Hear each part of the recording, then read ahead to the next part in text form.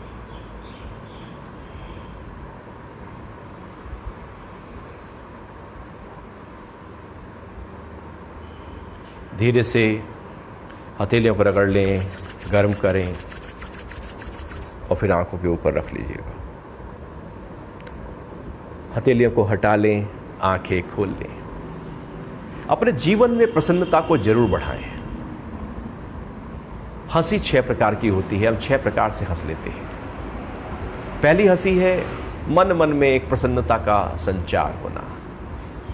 बस अंदर एक प्रसन्नता है जो हमेशा होनी चाहिए, उसमें रत्ती भर भी ऊंच नीच ना हो, क्योंकि वो हमारा स्वभाव है।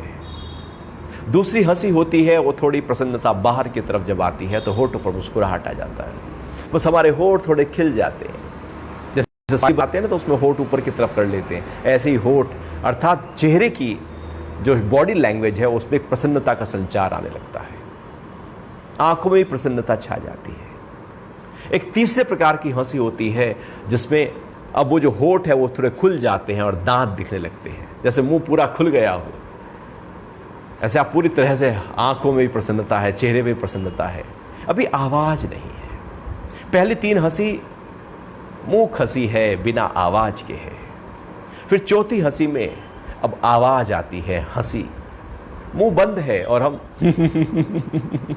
धीरे धीरे गुदगुदा रहे होते हैं, हंस रहे होते हैं, पेट हिल रहा होता है। 5वीं हंसी में मुंह थोड़ा खुल जाता है और हम धीरे धीरे अब हंसी मुंह खोलकर, होठ खोलकर हो रही होती है और धीरे धीरे हम दिन भर जब हंसी हल्का करते हैं। और छठी हंसी में ठहाके लगाकर हंसते हैं, खिलखिलाकर हंसते हैं, ऐसे हंसते हैं कि झूम जाते हैं, जैसे पेट में भी दर्द होने लगे और खो गया है जगत, सारे दुख, सारे उलझन, बस और केवल हंसी ही छा गई है जीवन में। तो ये 6 प्रकार की हंसी को जीवन में जरूर जगह दे। जब मौका मिले तब उस हंसी में उतर जाएं। लगातार 6 प्रकार की हंसी में सुबह से लेकर रात तक रहना है, यही आनंद है। तो आज इन्हीं 6 प्रकार की हंसी के साथ आज का समापन होगा और हम सीधे बैठे हैं, कमर सीधी, गर्दन सीधी, आंखें बंद हैं और भीतर की प्रसन्नता को अनुभव करें। एक हल्कापन है, एक सुकून है, आनंद है, प्रेम है, समरसता है, सरलता है, वो है ही है, बस अनुभव करना है। कहीं से आती नहीं है। हमारा ध्यान कहीं और था, इसलिए उस आनंद का अनुभव नहीं हो पाता। उस हंसी को, प्रसन्नता को अनुभव करें। धीरे से आंखें खोलें, होठों को मुस्कुराएं, होठ खोलें और दांत दिखाएं। तीसरी हंसी, चौथी हंसी में मुंह बंद करके जरा गुदगुदाएं, थोड़ा और जोर से, पेट तक असर होना चाहिए, नहीं दांत नहीं दिखाओ, एक बार और, चलो होठ खोलते हैं धीरे धीरे। लंबी हंसी स्वाभाविक होती है जी, हंसते जाओ, थोड़ा और जोर से और धीरे धीरे बढ़ाते जाओ, छठी हंसी तक पहुंचना है।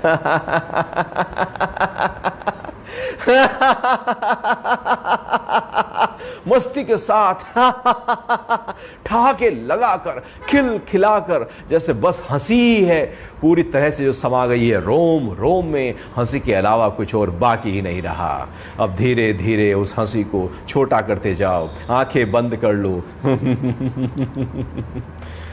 होठों को मुस्कुराओ, आंखें बंद करके केवल पहली हंसी में जाकर टिक जाओ और प्रभु से ये प्रार्थना करो कि ये हंसी मेरे जीवन का एक ऐसा अंग बन जाए कि जो कभी मेरे से बिछड़े ना। एक बार ओम का जाप,